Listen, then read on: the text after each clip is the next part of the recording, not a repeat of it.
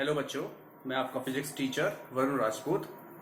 जैसे कि बच्चों हमने अपनी लास्ट वीडियो में इलेक्ट्रिक फ्लक्स और गॉस थ्योरम पर कुछ न्यूमेरिकल्स करे थे। चलिए आज हम गॉस थ्योरम के ऊपर कुछ एप्लीकेशंस पढ़ना स्टार्ट करते हैं। तो आज का टॉपिक है आपका applications of Gauss theorem. Gauss theorem, listen, याद रखना बच्चों, आपके सिलेबस में गॉस थ्योरम पर 3 एप्लीकेशन है, जिसमें सबसे पहला है electric field intensity due to a long positively charged linear wire. तो सबसे पहला एप्लीकेशन आज हम करने वाले हैं, जिसका नाम है इलेक्ट्रिक फील्ड इंटेंसिटी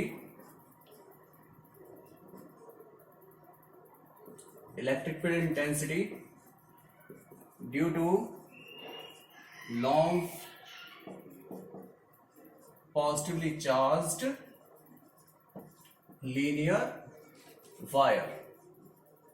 ओके, तो पॉजिटिवली चार्ज्ड लीनियर वायर की वजह से हम इलेक्ट्रिक फील्ड प्रूफ करके दिखाएंगे। देखिए, सपोज करो आपके पास एक पॉजिटिवली चार्ज्ड वायर दे रखा है। ये वायर जो आप देख रहे हो बच्चों, ये टोटली पॉजिटिवली चार्ज्ड है। और याद रखना, किसी भी पॉजिटिवली चार्ज्ड वायर के चारों तरफ एक सिलेंड्रिकल शेप का गॉसियन सरफेस बनेगा। मैंने आपको लास्ट टाइम बताया था, गॉसियन सरफेस हमेशा बच्चों हाइपोथेटिकल सरफेसेस होते हैं, मतलब काल्पनिक सरफेस होते हैं जो दिखाई नहीं देते, बट उनके अंदर वहां तक करंट फैला रहता है। इसलिए उन हाइपोथेटिकल सरफेसेस को ही, जहां तक चार्ज फैला हुआ होता है, जहां तक हम इलेक्ट्रिक फील्ड कैलकुलेट कर सकते हैं बच्चों, उन सरफेसेस को ही गॉसियन सरफेस कहते हैं, जो हाइपोथेटिकल होते हैं, काल्पनिक होते हैं। तो एक्चुअल में यहां पर वायर जो आप देख रहे हो, ये पॉजिटिवली चार्ज्ड वायर ही एक्चुअल है। इसके चारों तरफ एक सिलेंड्रिकल शेप का गॉसियन सरफेस बना हुआ है, जो हाइपोथेटिकल होगा। अब यहां पर इस सिलेंडर की रेडियस r है, ओके, और इस सिलेंडर की लेंथ l है, जिसे हाइट भी कह सकते हैं हम। अब यहां पर प्लस चार्ज की वजह से, याद रखना, इलेक्ट्रिक लाइंस बाहर की तरफ जाती हैं।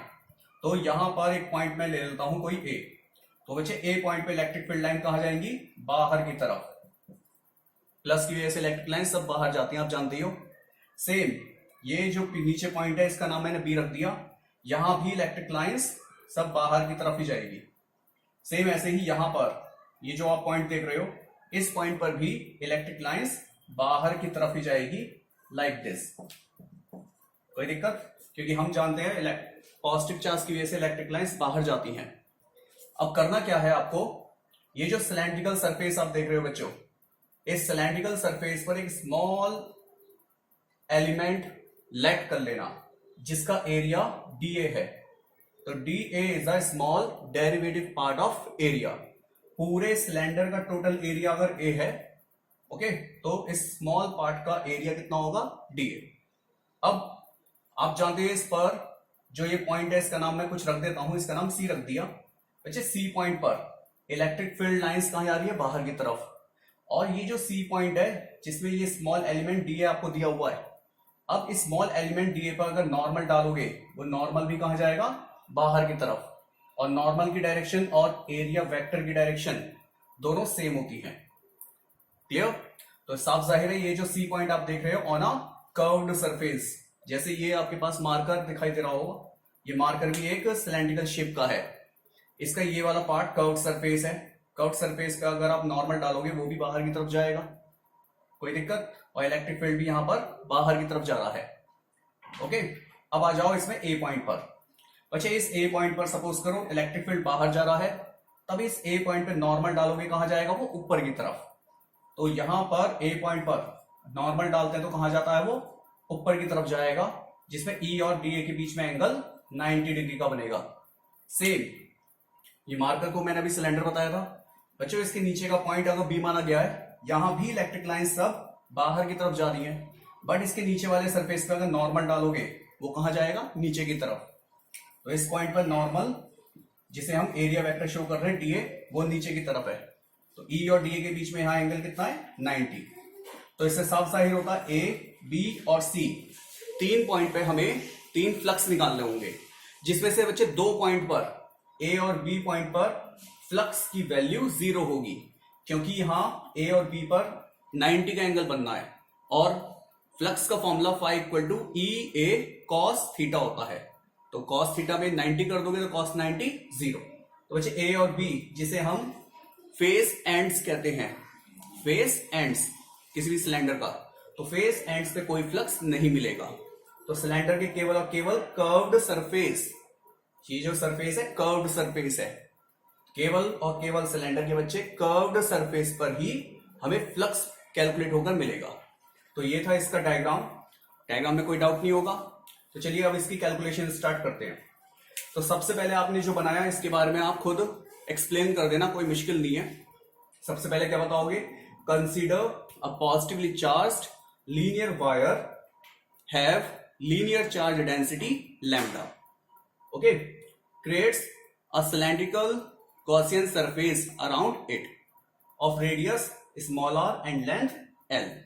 Consider dA is a small element on its curved surface, okay, due to which the angle between electric field and dA vector is 0. तो ये थोड़ी सी इसकी एक्सप्लेनेशन कर देना। अब हम निकालेंगे इसके अंदर टोटल फ्लक्स। तो देखिए टोटल फ्लक्स सब जानते हैं, total flux phi equal to phi A plus phi B plus phi C होगा। क्यों? क्योंकि आप जानते हो यहां पर सिलेंडर के 3 फेसेस पर, 3 सरफेसेस पर फ्लक्स कैलकुलेट होगा, एक ए पॉइंट पर, एक बी पॉइंट पर और एक सी पॉइंट पर। तो तीनों को आप ऐड कर देना। तो अब एक एक करके चेक करते हैं हम। तो phi is equal to phi A. अब आप इलेक्ट्रिक फ्लक्स का फॉर्मूला बच्चों जानते ही हो, integration of E into D A cos theta. यहां कॉस थीटा कितना है, कॉस 90, क्योंकि ए पॉइंट पे आप देख सकते हो ई और डी ए के बीच में एंगल 90 का है, तो कॉस 90 ले लिया। बी पे आ जाओ, तो ई डी ए कॉस 90, यहां भी एंगल 90 का ही है। Next one is 5C। तो सी पॉइंट पे आप फ्लक्स देख सकते हो, यहां ई और डी ए सेम डायरेक्शन में होने की वजह से ई और डी ए के बीच में एंगल बच्चे 0 डिग्री का है। तो यहां आएगा आपका ई डी ए कॉस 0। तो टोटल फ्लक्स कितना हुआ, ये तो हो गया 0, ये भी 0 हो गया, ये भी 0 हो गया, प्लस यहां पर अब कॉस 0 कितना होता है 1। इंटीग्रेशन बच्चे डीए के पास जाएगा, क्योंकि इंटीग्रेशन केवल डेरिवेटिव डिफरेंशियल पार्ट का ही होता है, ओके। तो फाइनली आपके पास फाई इक्वल टू कितना निकल कर आया, E into area of cylinder. तो बच्चे डीए स्मॉल एरिया है सिलेंडर का, तो इंटीग्रेशन ऑफ डीए भी स्मॉल टोटल एरिया होगा सिलेंडर का, और सिलेंडर का एरिया का फॉर्मूला याद आ रहा हो 2 पाई आर एच होता है, लेकिन यहां पे एच की जगह क्या दिया हुआ है आपको एल, तो क्या होगा इसका 2 पाई आर एल। तो एरिया सिलेंडर का कितना होगा 2 पाई आर एल। तो ये आपके पास इक्वेशन फर्स्ट बनकर आ चुकी है। ये अब तक आपने फ्लक्स कैलकुलेट करा है फाई की वैल्यू। अब हमें यहां गॉस की थ्योरम का इस्तेमाल करना होगा, क्योंकि ये जो आप एप्लीकेशन कर रहे हो ये गॉस थ्योरम पर बेस्ड है, तो गॉस थ्योरम के फॉर्मूले का इस्तेमाल करा जाएगा। तो देखिए अब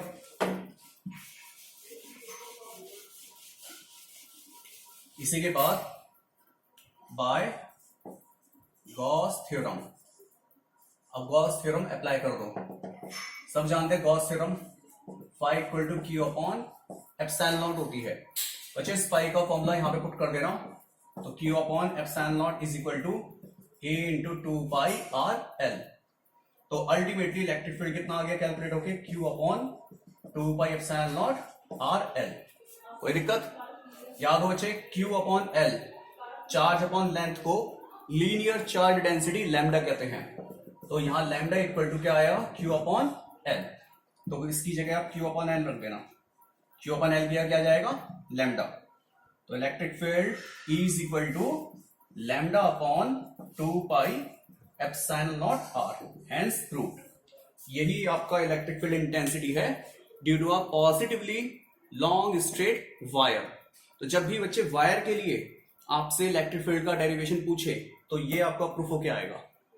ओके, तो ये जो आपको मैंने इलेक्ट्रिक फील्ड का डेरिवेशन कराया है, अब इसके ऊपर कुछ न्यूमेरिकल्स ले लेते हैं।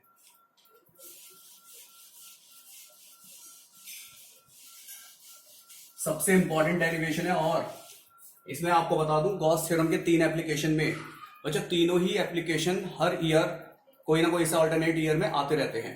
जैसा भी मैंने आपको फर्स्ट ये डेरिवेशन कराया, ये आपका पिछले साल ही आ गया था और इस साल भी आ गया, ये 2 साल रिपीट हुआ ये वाला डेरिवेशन। ओके, अब मैं आपको इसके बाद जब सेकंड एप्लीकेशन और थर्ड कराऊंगा वो भी ऑल्टरनेट ईयर्स में कई साल आ चुके हैं। तो सबसे इंपॉर्टेंट है applications of Gauss theorem. 3 derivation होंगे इसके अंदर, तीनों ही मोस्ट इंपॉर्टेंट है। अब तीनों एप्लीकेशंस पे मैं आपको न्यूमेरिकल्स भी हाथों हाथ कराता चल रहा हूं।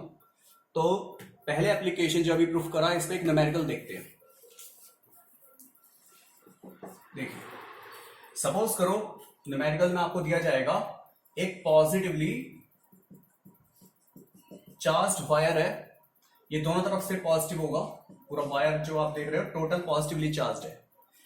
एक long straight infinitely positively charged wire के चारों तरफ एक इलेक्ट्रॉन रिवॉल्व कर रहा है।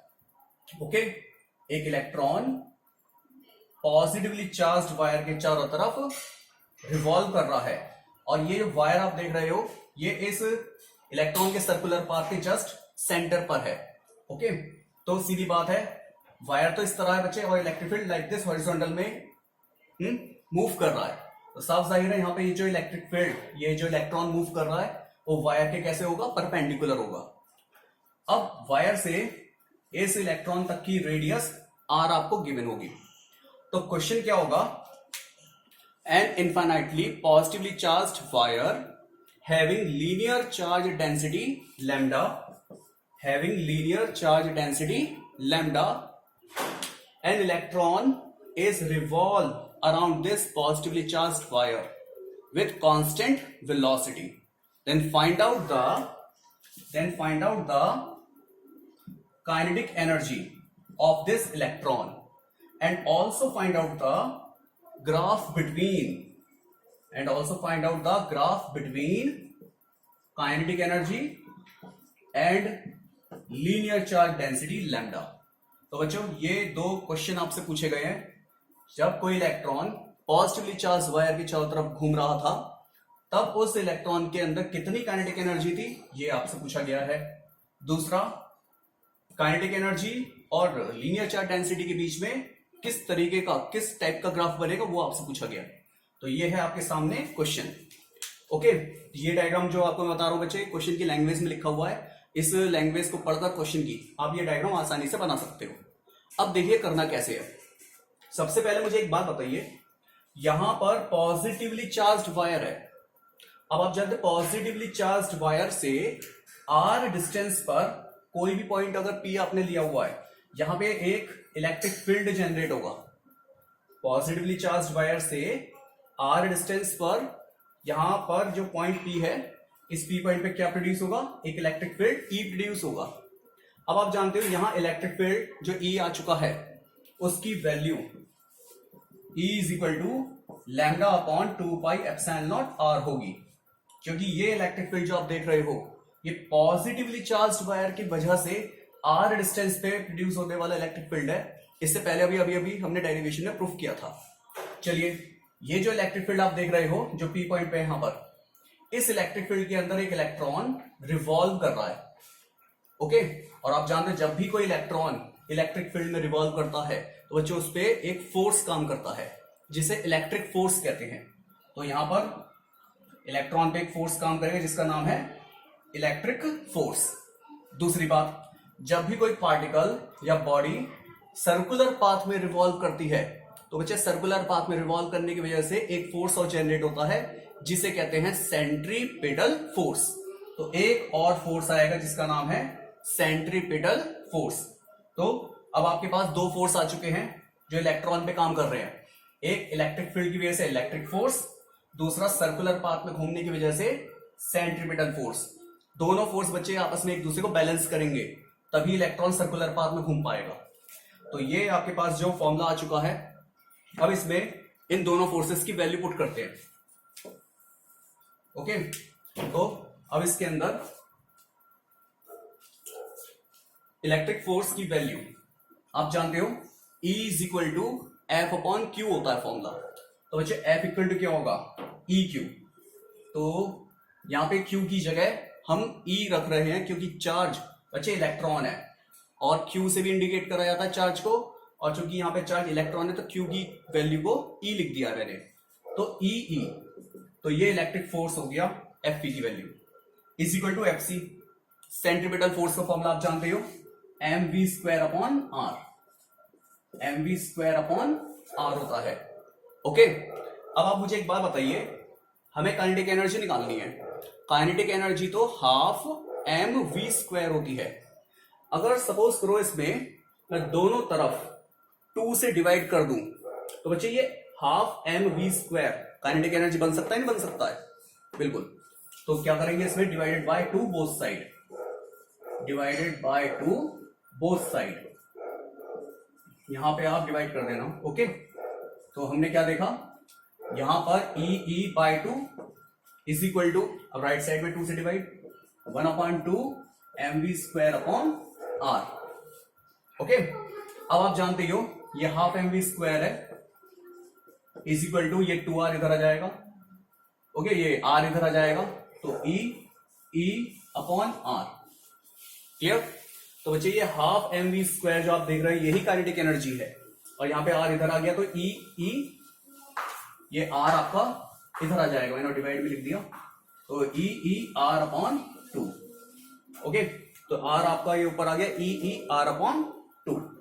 अब इसके अंदर सिर्फ और सिर्फ आपको इस इलेक्ट्रिक फील्ड की वैल्यू को पुट करना है, तो काइनेटिक एनर्जी की वैल्यू प्रूफ हो जाएगी। तो हाफ एम वी स्क्वायर क्या बन गया, ये तो काइनेटिक एनर्जी बन गई, which is equal to E into capital E की वैल्यू कितनी है, lambda upon 2 pi epsilon naught R, lambda upon 2 pi epsilon naught R into R। Clear? तो यहां आपने E की वैल्यू जैसे पुट करी तो lambda upon 2 pi epsilon naught R, बच्चे एक R से ये R कट जाएगा, तो फाइनली काइनेटिक एनर्जी हमारे पास प्रूफ हो क्या आ गया, E lambda upon 4 pi epsilon not. तो ये आपके पास काइनेटिक एनर्जी का डेरिवेशन प्रूफ हो गया है। तो क्वेश्चन काफी आसान था, जिसमें आपसे पूछा गया था काइनेटिक एनर्जी की वैल्यू, जिसमें आपको कहा गया था अगर किसी पॉजिटिवली चार्ज वायर के चारों तरफ एक इलेक्ट्रॉन रिवॉल्व करता है तो उस इलेक्ट्रॉन की काइनेटिक एनर्जी कितनी होगी। ओके बच्चे, kinetic energy E lambda upon 4 pi epsilon not होगी। अब इसके अंदर एक चीज और पूछी गई है, graph between kinetic energy and lambda. तो ग्राफ देखिए, ये जो आपका प्रूफ हो गया है इसमें साफ आपको दिखाई दे रहा होगा, ये kinetic energy lambda linear charge density के डायरेक्टली प्रोपोर्शनल है। तो बच्चों सीधी बात है, काइनेटिक एनर्जी और लीनियर चार्ज डेंसिटी के बीच में ग्राफ कैसा होगा, स्ट्रेट लाइन, क्योंकि जो प्रूफ आपका हो गया है इसमें साफ दिखाई दे रहा है kinetic energy linear charge density के डायरेक्टली प्रोपोर्शनल है। ओके, तो ये आपके सामने जो मैंने प्रूफ कराया काफी आसान था। अब ये क्वेश्चन के बाद मैं एक और क्वेश्चन लेता हूं, इसमें सबसे इंपॉर्टेंट क्वेश्चन कराता चल रहा हूं, ये सब बोर्ड में आए हुए क्वेश्चन है। ओके, इसमें एक और क्वेश्चन देखते हैं आप।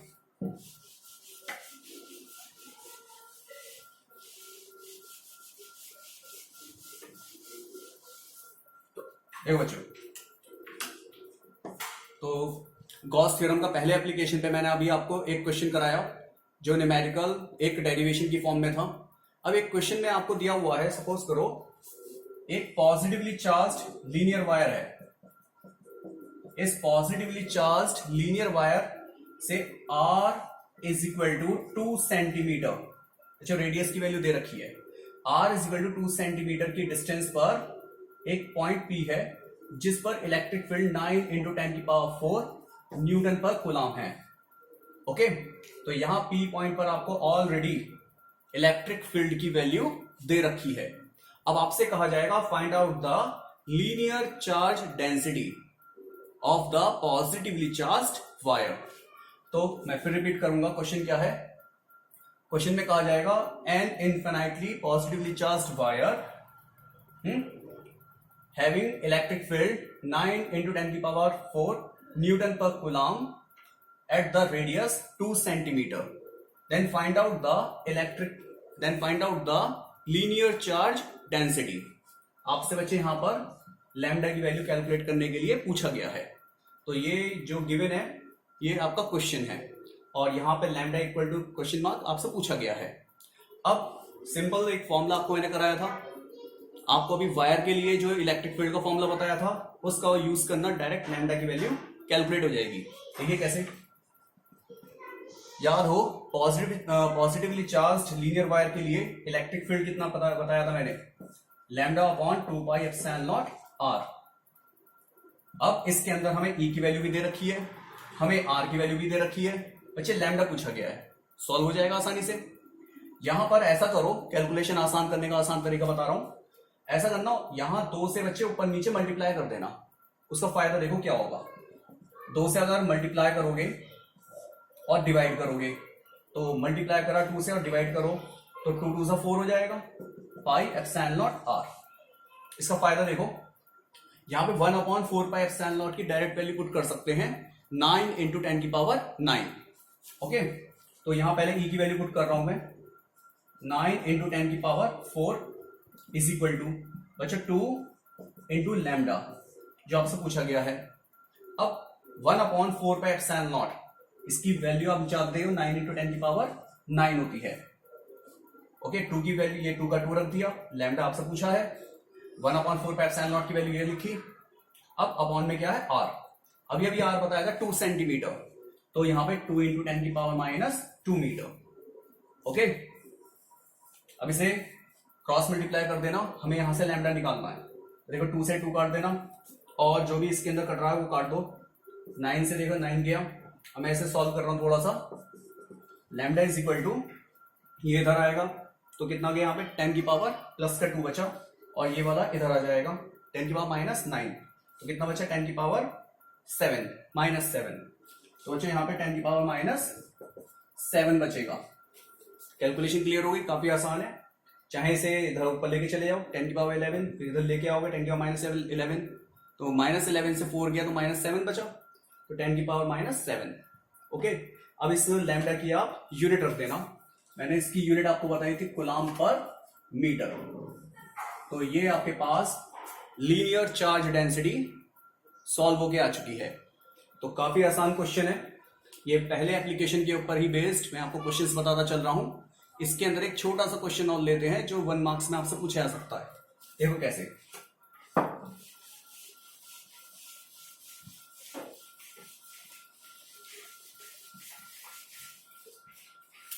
इसमें एक थर्ड क्वेश्चन आपसे पूछा जाएगा। एक नेगेटिवली चार्ज्ड वायर आपको गिवन है। अब यहां पे वायर जो गिवन है, मैंने बच्चों नेगेटिवली चार्ज ले लिया क्योंकि अभी तक मैं पॉजिटिवली चार्ज्ड वायर लेके चल रहा था। अब नेगेटिवली चार्ज्ड वायर लेके चलेंगे।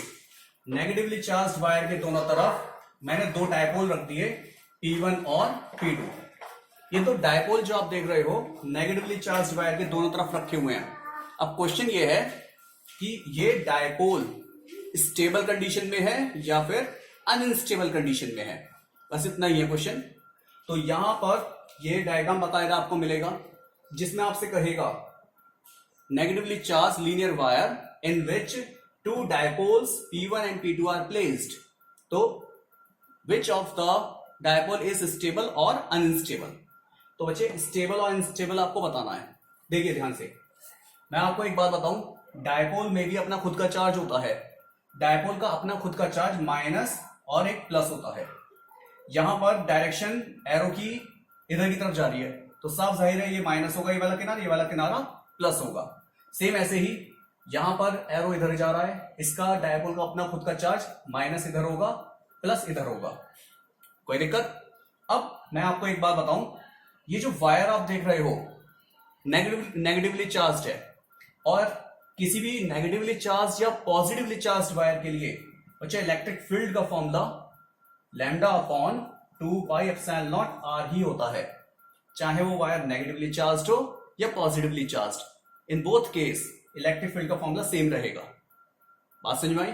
लेकिन यहां एक चीज नोटिस करना, इलेक्ट्रिक फील्ड डिस्टेंस के इनवर्सली होता है, तो साफ जाहिर है यहां से यहां तक इलेक्ट्रिक फील्ड की वैल्यू कम होगी, क्योंकि यहां से यहां तक की आर की वैल्यू क्या है बच्चे, ज्यादा। अगर आर की वैल्यू ज्यादा तो इलेक्ट्रिक फील्ड कम। अब पॉजिटिव वाले चार्ज की जगह माइनस वाले पे आ जाओ, तो नेगेटिवली चार्ज वायर से माइनस वाले चार्ज तक की ये डिस्टेंस कितनी है, कम, तो इलेक्ट्रिक फील्ड ज्यादा। तो इससे साफ जाहिर हो रहा है ये जो वायर होता है, वायर के चारों तरफ का इलेक्ट्रिक फील्ड वेरिएबल है, जिसमें जैसे जैसे डिस्टेंस कम हो या जैसे जैसे डिस्टेंस ज्यादा हो, इन दोनों ही केसेस में बच्चे इलेक्ट्रिक फील्ड की वैल्यू वेरी कर रही है। तो ये दोनों के दोनों डायपोल एक वेरिएबल इलेक्ट्रिक फील्ड के अंदर हैं। तो ये दोनों ही डायपोल कैसे इलेक्ट्रिक फील्ड के अंदर है, variable electric field, okay, variable electric field के अंदर रखे हुए हैं। अब आप खुद ही सोचो, वेरिएबल इलेक्ट्रिक फील्ड के अंदर अगर कोई डायपोल है या कोई भी चार्ज है, वो कभी भी स्टेबल नहीं हो सकता, वो हमेशा अनस्टेबल होगा। तो बच्चे इस वायर के चारों तरफ का इलेक्ट्रिक फील्ड कैसा है, variable electric field. So P1 and P2, okay, dipole are unstable, समझ में आ गया? क्योंकि इलेक्ट्रिक फील्ड की वैल्यू ही वेरिएबल है दोनों तरफ वायर के, तो साफ जाहिर बच्चे वेरिएबल इलेक्ट्रिक फील्ड के अंदर कोई भी चार्ज या डायपोल है वो हमेशा अनस्टेबल ही होगा। तो ये P1 P2 दोनों ही अनस्टेबल है। तो ये मैंने आपको कुछ 3 क्वेश्चन कराए और फर्स्ट एप्लीकेशन आपका फिनिश हो गया है। तो चलिए नेक्स्ट जो आपको मैं इसका सेकंड एप्लीकेशन कराऊंगा वो हम अपनी अगली वीडियो में पढ़ते हैं। आज के लिए ना ही, बाय।